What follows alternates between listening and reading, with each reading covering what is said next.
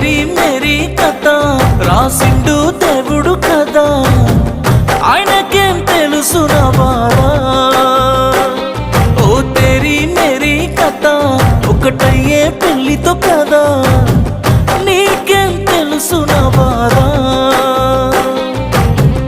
ఎంత ప్రేమించాను ఎంత పూజించాను నాకు తప్ప ఎవరికి తెలుసే.